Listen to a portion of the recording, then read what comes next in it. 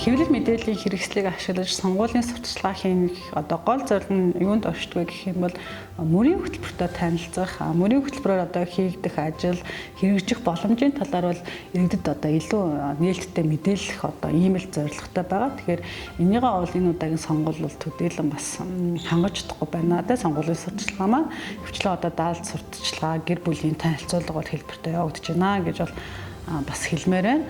Мөн одоо өөр бас нэг онцлог юу гэх юм бол энэ одоогийн сонгуул бол сөрөг мэдээлэлтэй сөрөг PR бол төдийлөн бас хийгдэхгүй байгаагаар бас бусад өмнөх сонгуулиудаас бол нэлээд ялгаатай бол талал ажиглагдаж байна. Тэгэхээр хуулийн хүрээнд заагдсан тэр 60 15 минут 5 минут гэдэг энэ одоо хэмжээг бол зөрчихгүй бол явж чадчихээн.